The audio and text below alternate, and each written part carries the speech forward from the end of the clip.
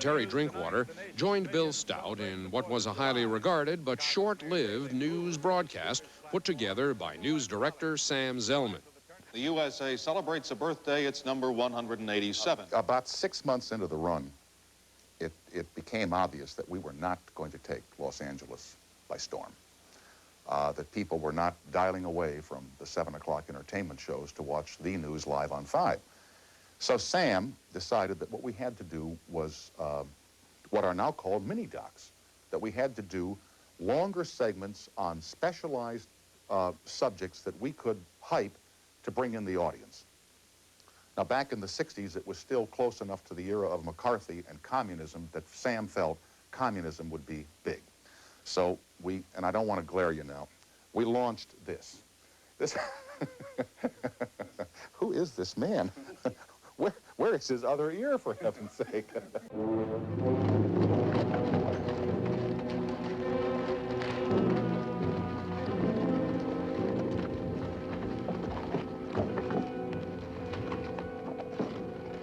Pete, you and Joe get something to eat and get some rest. All right, Michael, we'll eat over at the hotel. Have Holly scramble some eggs for us. By the way, how long before we ride out again? In an hour. Half hour. Half hour. But I'm certain there will be some surprises tonight, especially in the category of nominees that did not win, even though everybody thinks they should have. We all know that Elizabeth Taylor was the best actress in Cat on a Hot Tin Roof, but she didn't get the Oscar. And we all know that Jack Lemmon was the best actor in the days of Wine and Roses, but Jack was passed over. If past history is any indicator, some very excellent performers will be stiff tonight.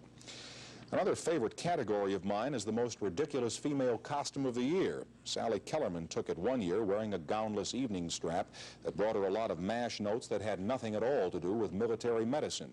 And who can forget Barbara Streisand wearing her saran-wrap pantsuit that caused even the lovely Miss Rona to say, "Who'da thunk it?"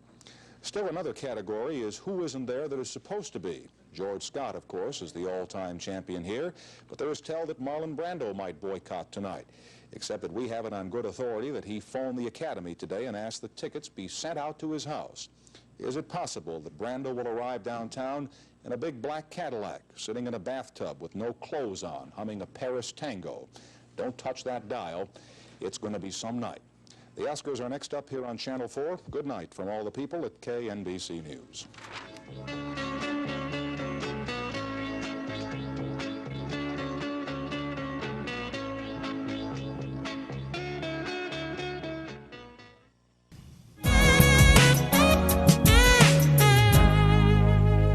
Settle back, fire up a colortini, and watch the pictures as they fly through the air. Thanks for diving us up, everybody.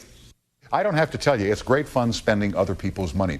The first time I went to New York for NBC was in 1972, and there was a fellow over there at Burbank at NBC named Sid Graw, great guy who was in charge of the money. And he came to me, he said, "Tom, we'd like you to go to New York for a week and do the news on the Today Show. Frank Blair is going to be on vacation, and how much expense money would you think you would have to go in there and, you know, cover yourself?" I said, "Well, Sid, what do you normally give the guys and gals who go in there?" And he said, $500. I said, "Geez," I said, I don't think 500 is going to cover it." He said, "Well, what would you need?" I said, 2,500. So he said, "Okay," and they gave me $2,500. I spent every quarter of it and more. Cassie Mackin was still living then, God rest her soul, the legendary NBC News correspondent in Washington. I took her to dinner a couple of nights, and I mean, we had flowers and we had the rides in the Hanson cab, not just Cassie Mackin, but other people as well, the boys and girls of NBC News. And I spent all the money. And I got back to Burbank, and about a month later, Sid came in my office. He says, "You know," he said, "we're going to have to settle up your expense account for the New York trip, the $2,500. I said, "Oh, gee, Sid, I forgot to tell you. I was robbed when I was in New York." He said, "Did they take the money?" I said, No, they took the receipts." So here, over the past 4 years, are people and Tom in situations that no other host would ever show because they're so embarrassing. Take a look. Now, the movie On the Airplane, which is where I started here, was the picture that he just made now with Helen Hunt. And he got the Best Actor award as good as it gets. Excuse me. as good as it. Come on, it slipped out. Come on. Now we have such a sweet and wonderful relationship. We are with Laura Dern, who's. I like Nora better, Fine. actually. I'm glad you do. Or Lorna Doone. You could try too. It's just. Now, the bad songbook, and we're with Chuck Berry, my friends, came from excuse me, Dave Berry, my friends. Thank you, Tom. Let me ask you here about the high visibility that you and your husband, Tom Shanks, have to endure.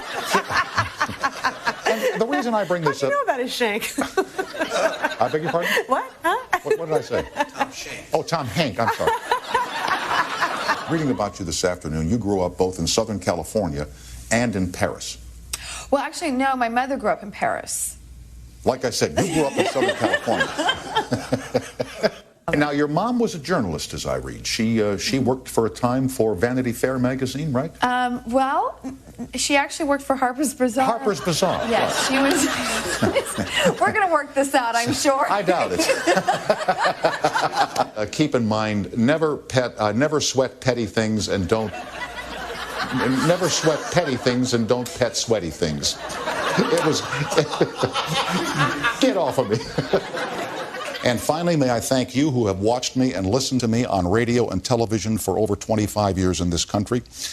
You're great people to work for in this time period because you get it and because you understand it and because your curiosity and your interest in things surpass those of people who watch in other day parts. I am convinced of that.